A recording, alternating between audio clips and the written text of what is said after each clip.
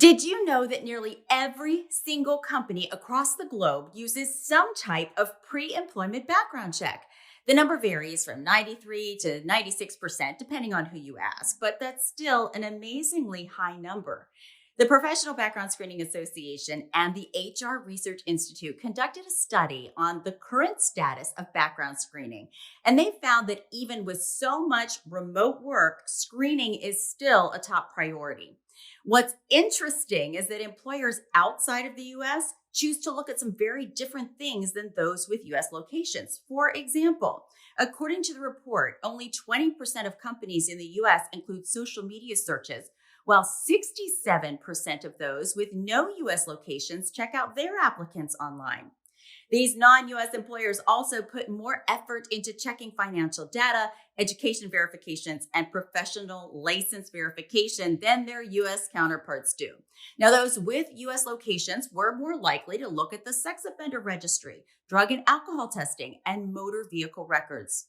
The one thing they all seem to be very interested in is doing an identity check on applicants. A final tidbit to come out of this report is that 81% of all the organizations surveyed say they're happy with their current background screening provider and they plan to stay with them for the foreseeable future.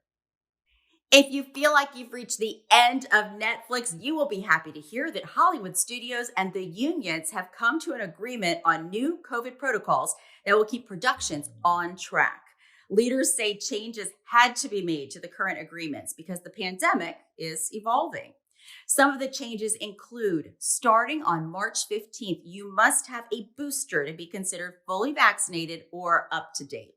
More antigen testing will now be allowed, but the agreement doesn't yet spell out exactly when they'd be used.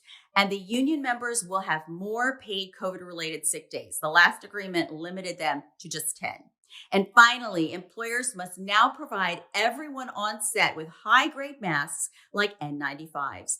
This return to work agreement will stand until April 30th. You might remember in our last report, we told you about the confusion being caused by Washington, D.C.'s mask and vax mandates. Briefly, people were required to show proof of vaccination at restaurants, bars, gyms, and other private businesses while leaving places like museums, grocery stores, and government buildings free of the restrictions. Masks were required everywhere for everyone. But now, just 2 weeks after instituting the mandates, Mayor Muriel Bowser is throwing them out. Patrons no longer have to show proof of vaccination at any indoor venue. On March 1st, that mask mandate is going to be lifted as well. But masks will still be mandatory in a few places. They include schools, childcare facilities, and libraries, as well as healthcare and elder care facilities. If you go to the DMV or other government department, masks will still be worn, and private businesses will have the right to require people to wear masks if they want to. And that's going to do it for us today. Join us again next time for more news. Have a great weekend, everybody.